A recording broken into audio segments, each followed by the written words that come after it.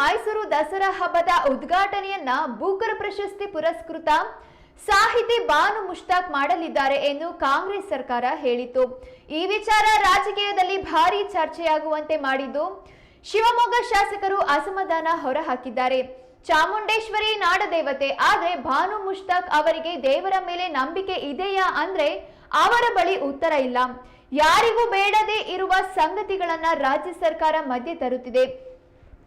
ದೇವರ ಮೇಲೆ ನಂಬಿಕೆ ಇಲ್ಲದವರನ್ನ ಕರೆದುಕೊಂಡು ಹೋಗಿ ದಸರಾ ಉದ್ಘಾಟನೆ ಮಾಡಿಸುವುದು ಸರಿಯಲ್ಲ. ಕಾಂಗ್ರೆಸ್ ಸರ್ಕಾರದ ಅವನತಿ ಕಾಣುವ ದಿನಗಳು ಹತ್ತಿರ ಬಂದಿದೆ ಎಂದು ಮಾಧ್ಯಮಗಳಿಗೆ ಶಾಸಕ ಚನ್ನಬಸಪ್ಪ ಉತ್ತರಿಸಿದರು. ಹಿಂದೂಗಳ ದೇವತೆಯವರು, ಸಮಸ್ತ ಹಿಂದೂ ಬಾಂಧವರ ತಾಯಿಯವರು, ಸಮಸ್ತ ನಾಡನ್ನು ಕಾಪಾಡ್ತಾ ಇದ್ದಾಳೆ.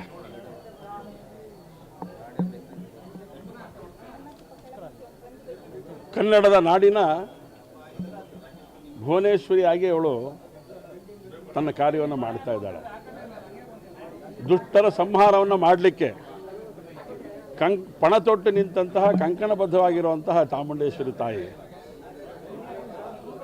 ದುಷ್ಟರ ಸಂಹಾರ ಮಾಡಬೇಕು ಅಂತೇಳಿ ಪ್ರತಿ ವರ್ಷ ನಾವು ಯೋಚನೆಯನ್ನು ಮಾಡಿ ಅದಕ್ಕೆ ಆದಂಥ ಒಂದು ಸಂದೇಶವನ್ನು ಕೊಡ್ತೇವೆ. ವಿಜಯದಶಮಿಯ ದಿನ ದಸರಾ ನಾಡ ಹಬ್ಬ,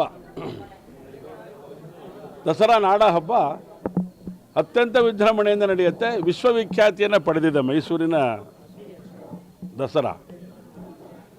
ಅನೇಕ ದುರ್ದೈವದ ಸಂಗತಿಗಳು ಕೂಡ ನಡೆದುಬಿಟ್ಟಿದೆ. ನಮಗೆ ದುಷ್ಟರ ಸಂಹಾರ ಮಾಡಲಿಕ್ಕೆ ನಿಂತಿರೋಂಥ ಚಾಮುಂಡೇಶ್ವರಿ ತಾಯಿ ಎದುರುಗಡೆ ಮಹಿಷಾಸುರ ಮರ್ದಿನಿಯ ಸಂಗತಿ ನಡೀತಂಥ ಘಟನೆಗಳು ನೆನಪು ಮಾಡಿಕೊಂಡು ನಾವು ಕಾರ್ಯವನ್ನು ಮಾಡ್ತೇವೆ. ಅದು ಒಂದು ದುಷ್ಟಕೂಟ ನಮ್ಮ ರಾಜ್ಯದಲ್ಲಿದೆ.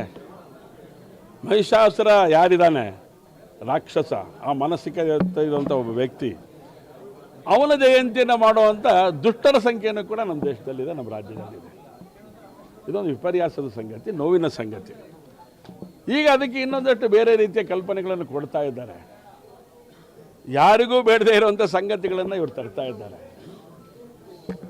ಇದು ಸಮಸ್ತ ಹಿಂದೂ ಧರ್ಮಾಭಿಮಾನಿಗಳಿಗೆ, ಸಮಸ್ತ ಹಿಂದೂ ಸಮಾಜಕ್ಕೆ ಮಾಡ್ತಿರೋಂಥ ಅಪಮಾನದ ಸಂಗತಿ ಅಂತೇಳಿ ನನಗಂತೂ ಅನಿಸ್ತಾ ಇದೆ. ಅವರು ಸಾಹಿತಿಗಳು, ಅವರಿಗೆ ನಾವು ಗೌರವ ಕೊಡ್ತೇವೆ. ಆದರೆ ನಿಮಗೆ ಈ ದೇವರಲ್ಲಿ ನಂಬಿಕೆ ಇದೆ ಅಂತ ಕೇಳಿದ್ರೆ ಅವ್ರ ಹತ್ರ ಉತ್ತರ ಇರೋದಿಲ್ಲ. ಅವರು ವಿಗ್ರಹ ಆರಾಧಕರಲ್ಲ. ಅವರು ವಿಗ್ರಹ ಆರಾಧಕರು ಅಲ್ಲದೆ ಇರೋರ ಜೊತೆ ನಮ್ಮ ಸಂಬಂಧದ ಅವಶ್ಯಕತೆ ಇದೆಯಾ ಅಂತ ಕೇಳಿದ್ರೆ ದಸರಾ ಸಂದರ್ಭದಲ್ಲಿ ಇಲ್ಲ ಅಂತೇಳಿ ನಾನು ಹೇಳಲಿಕ್ಕೆ ಇಷ್ಟಪಡ್ತೇನೆ. ದಸರಾ ಅದರದೇ ಆದಂಥ ಮಹತ್ವವನ್ನು ಪಡೆದಿದೆ. ಇದರಲ್ಲಿ ತುಷ್ಟೀಕರಣದ ನೀತಿಗೆ ಇಲ್ಲಿ ಜಾಗ ಇಲ್ಲ. ತುಷ್ಟೀಕರಣದ ನೀತಿ ಎಲ್ಲಿ ತನಕ ಮಾಡ್ತೀರಿ ನೀವು?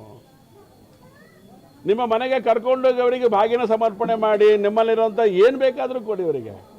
ಆದರೆ ಚಾಮುಂಡೇಶ್ವರಿ ವೈಭವದ ಮೆರವಣಿಗೆ ಸಂದರ್ಭದೊಳಗಡೆ ಯಾರಿಗೆ ನಂಬಿಕೆನೇ ಇಲ್ಲ ಅಂಥವ್ರ ಬಗ್ಗೆ ನೀವು ಉದ್ಘಾಟನೆಯನ್ನು ಮಾಡಿಸುವಂಥದ್ದು ಇದೊಂದು ದೊಡ್ಡ ಅಪಚಾರ, ರಾಜ್ಯಕ್ಕೆ ಮಾಡಿದಂಥ ಅಪಮಾನ, ಹಿಂದೂ ಸಮಾಜಕ್ಕೆ ಮಾಡಿದಂಥ ಅಪಮಾನ ಅಂಥೇಳಿ ನಾನು ಈ ಸಂದರ್ಭದಲ್ಲಿ ಹೇಳ್ತೇನೆ. ಒಂದು ಮಾತನ್ನು ಹೇಳಿದ್ದಾರೆ, ಇದು ಹಿಂದೂಗಳ ಆಸ್ತಿ ಅಲ್ಲ ಇದು ಅಂಥೇಳಿ. ಇನ್ಯಾರದ್ದು ಆಸ್ತಿ ಇದು?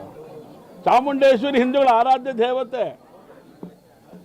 ಆ ಆರಾಧ್ಯ ದೇವತೆಯ ಸ್ಥಾನ ಏನಿದೆ? ಅವಳು ಬಾಳುತ್ತಾ ಇರುವಂಥ ಜಾಗ ಯಾವುದಿದೆ?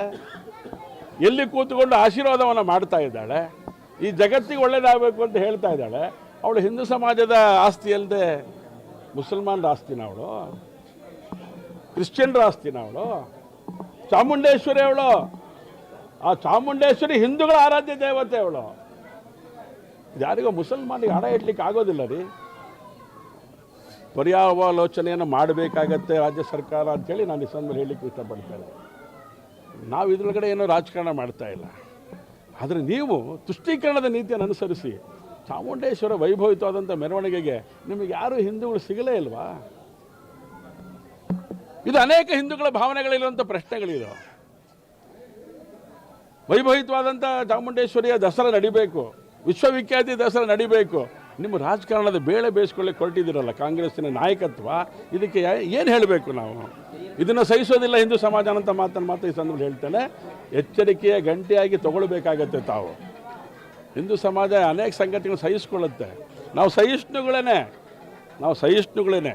ಆದರೆ ಒಂದು ಹಂತ ಮೀರಿದ್ರೆ ನೀವು ಏನು ಬೇಕಾದರೂ ಮಾಡಿದ್ರು ಜಯಿಸ್ಕೋಬೋದು ಅಂತ ಯೋಚನೆ ಮಾಡ್ತಾ ಇದ್ದೀರಿ ನೀವು ಅನುಭವಿಸ್ಬೇಕಾಗತ್ತೆ.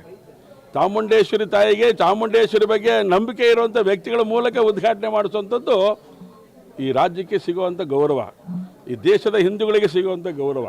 ಅದನ್ನು ಹೊರತುಪಡಿಸಿ ನೀವೇನಾದ್ರು ಯೋಚನೆ ಮಾಡಿದ್ದೆ ಆದರೆ ನಿಮ್ಮ ಅಧೋಗತಿ ಬಹಳ ದೂರ ಇಲ್ಲ ಅನ್ನೋ ಸಂಗತಿಯನ್ನು ಈ ಸಂದರ್ಭ ನಾನು ಹೇಳಿಕೆ